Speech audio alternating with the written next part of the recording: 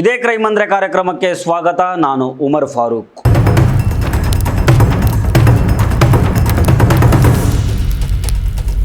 ಕೋಲಾರದ ಹೊರವಲಯದಲ್ಲಿ ಸಲ್ಮಾನ್ ಪಾಷಾ ಅನ್ನೋ ಯುವಕ ಬರ್ಬರವಾಗಿ ಕೊಲೆಯಾಗಿದ್ದಾನೆ.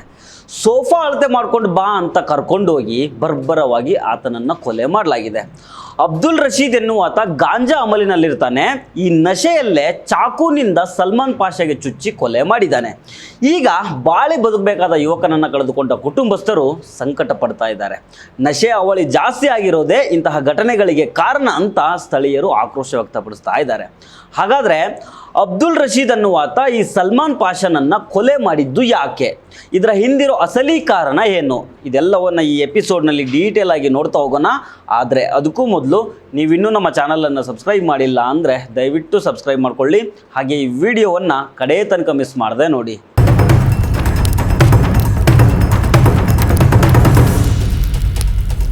ಕೋಲಾರ ಜಿಲ್ಲೆಯಲ್ಲಿ ನಂಬಿಸಿ ಕತ್ತು ಕೊಯ್ಲಾಗಿದೆ.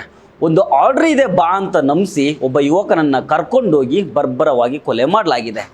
ಈ ಘಟನೆ ಕೋಲಾರ ನಗರದ ಹೊರವಲಯದಲ್ಲಿ ನಡೆದಿದೆ. ಕೋಲಾರದ ಬಿಡಿ ಕಾಲೋನಿಯ ನಿವಾಸಿಯಾದ ಸಲ್ಮಾನ್ ಪಾಷಾ ಅನ್ನೋ 26 ವರ್ಷದ ಯುವಕನನ್ನು ಬರ್ಬರವಾಗಿ ಕೊಲೆ ಮಾಡಲಾಗಿದೆ. ಸೋಫಾ ತಯಾರಿಕೆ ಮತ್ತು ರಿಪೇರಿ ಕೆಲಸ ಮಾಡ್ಕೊಂಡಿದ್ದ ಸಲ್ಮಾನ್ ಪಾಷಾ ಮನೆಯಲ್ಲಿರ್ತಾನೆ. ಈ ಸಂದರ್ಭದಲ್ಲಿ ಅಂದರೆ ರಾತ್ರಿ ಸುಮಾರು 11:30 ಹೊತ್ತಿಗೆ ಪರಿಚಯಸ್ಥ ಹುಡುಗರು ಮನೆಗೆ ಬರ್ತಾರೆ. ಹೊಸ ಸೋಫಾ ಆರ್ಡರ್ ಬಂದಿದೆ, ಅದರ ಅಳತೆ ತೆಗೆದುಕೊಳ್ಬೇಕು ಬಾ ಅಂತ ಹೇಳಿ ಆಟೋದಲ್ಲಿ ಸಲ್ಮಾನ್ ಪಾಷಾನನ್ನು ಕರ್ಕೊಂಡು ಹೋಗ್ತಾ ಇರಬೇಕಾದ್ರೆ APMC ಮಾರ್ಕೆಟ್ ಸಮೀಪ ಮೆಹಬೂಬ್ ಪೆಟ್ರೋಲ್ ಬಂಕ್ ಅಂತ ಇದೆ. ಇಲ್ಲಿ ಲಕ್ಷ್ಮಿ ಹೆಸರಿನಲ್ಲಿ ಬಾರ್ ಕೂಡ ಇದೆ. ಈ ಲಕ್ಷ್ಮಿ ಬಾರ್ನಲ್ಲಿ ಎಲ್ಲರೂ ಕುಡಿತಾರೆ. ಈ ಸಂದರ್ಭದಲ್ಲಿ ಎಣ್ಣೆ ಏಟಲ್ಲಿದ್ದಾಗ ಯಾವುದೋ ಒಂದು ಸಣ್ಣ ಕಾರಣಕ್ಕೆ ಸಲ್ಮಾನ್ ಮತ್ತು ಅಬ್ದುಲ್ ರಶೀದ್ ನಡುವೆ ಗಲಾಟೆ ಶುರುವಾಗಿದೆ. ಈ ಸಂದರ್ಭದಲ್ಲಿ ಅಬ್ದುಲ್ ರಶೀದ್ ಅನ್ನೋ ವ್ಯಕ್ತಿ ಮೊದಲೇ ಗಾಂಜಾ ನಶೆಯಲ್ಲಿ ತೇಲಾಡ್ತಾ ಇರ್ತಾನೆ. ಇದರ ನಡುವೆ ಬಾರ್ನಲ್ಲಿ ಕುಡಿದಿರ್ತಾನಲ್ಲ, ಇದೆಲ್ಲ ಸೇರಿ ನಶೆ ಪರಾಕಾಷ್ಠೆಗೆ ಹೋಗಿರುತ್ತೆ. ಇದೇ ನಶೆಯಲ್ಲಿ ಏಕಾಏಕಿ ಸಲ್ಮಾನ್ ಪಾಷಾ ಮೇಲೆ ಕಲ್ಲೆತ್ತಾಕಿ ನಂತರ ಚಾಕುನಿಂದ ಮನಸ್ಸಿಗೆ ಬಂದಂಗೆ ಚುಚ್ಚುತ್ತಾನೆ. ಇದರಿಂದಾಗಿ ತೀವ್ರ ರಕ್ತಸ್ರಾವದಿಂದ ಸಲ್ಮಾನ್ ಪಾಷಾ ಸ್ಥಳದಲ್ಲೇ ಸಾವನ್ನಪ್ಪಿದ್ದಾನೆ. ಈ ಘಟನೆ ನಡೆದ ಮಾಹಿತಿ ತಿಳಿದ ತಕ್ಷಣ ಅಲ್ಲಿಗೆ ಕೋಲಾರ ನಗರ ಪೊಲೀಸ್ ಸ್ಟೇಷನಿನ ಪೊಲೀಸರು ಓಡೋಡಿ ಬರ್ತಾರೆ. ಕೊಲೆ ಆರೋಪಿ ಅಬ್ದುಲ್ ರಶೀದು ಎಣ್ಣೆ ಏಟಲ್ಲಿ ಅದೇ ಜಾಗದಲ್ಲೇ ಬಿದ್ದುಕೊಂಡಿರ್ತಾನೆ. ಅಬ್ದುಲ್ ರಶೀದ್ನನ್ನು ಪೊಲೀಸರು ಅರೆಸ್ಟ್ ಮಾಡಿದ್ದಾರೆ. ಪ್ರಸ್ತುತ ಆರೋಪಿ ಅಬ್ದುಲ್ ರಶೀದ್ಗೆ ಸರ್ಕಾರಿ ಆಸ್ಪತ್ರೆಯಲ್ಲಿ ಅಡ್ಮಿಟ್ ಮಾಡಿ ಚಿಕಿತ್ಸೆಯನ್ನು ಕೊಡಲಾಗ್ತಾ ಇದೆ. ಪೊಲೀಸ್ ತನಿಖೆ ಮುಂದುವರೆದಿದೆ. ಈ ನಡುವೆ ಬಾಳಿ ಬದುಕಬೇಕಾಗಿದ್ದ ಮಗನನ್ನು ಕಳೆದುಕೊಂಡ ಹೆತ್ತವರ ಆಕ್ರಂದನ ಈಗ ಮುಗಿಲು ಮುಟ್ಟಿದೆ. ಮನೆಗೆ ಆಸರೆಯಾಗಿದ್ದ ಮಗನನ್ನು ಆರ್ಡರ್ ಕೊಡ್ತೀವಿ ಅಂತ ಸುಳ್ಳೇಳಿ ಕರ್ಕೊಂಡೋಗಿ ಕೊಲೆ ಮಾಡಿದ್ದಾರೆ ಅಂತ ಸಲ್ಮಾನ್ ತಂದೆ ಖಾದರ್ ಪಾಷಾ ಮತ್ತು ತಾಯಿ ಶಕೀಲಾ ಕಣ್ಣೀರಾಗ್ತಾ ಇದ್ದಾರೆ. ಕೋಲಾರದಲ್ಲಿ ಗಾಂಜಾ ಮತ್ತು ಮಾದಕ ವಸ್ತುಗಳ ಹಾವಳಿ ಜಾಸ್ತಿ ಆಗಿದೆ. ಇದೇ ನಶೆ ಇಂತಹ ಕೃತ್ಯಗಳಿಗೆ ಕಾರಣ ಆಗ್ತಿದೆ ಅಂತ ಸ್ಥಳೀಯರು ಆಕ್ರೋಶ ವ್ಯಕ್ತಪಡಿಸ್ತಾ ಇದ್ದಾರೆ.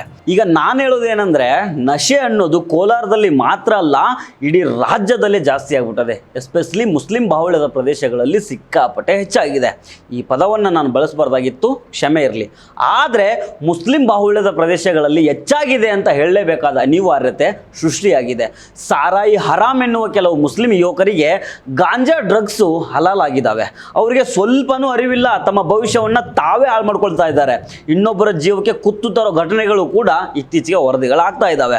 ಹೌದು, ನಮ್ಮ ಸರ್ಕಾರಗಳು ನಶೆ ಮುಕ್ತ ಕರ್ನಾಟಕ ನಿರ್ಮಾಣ ಮಾಡ್ತೀವಿ ಅಂತ ಹೇಳ್ತಾನೆ ಬಂದಿದ್ದಾವೆ.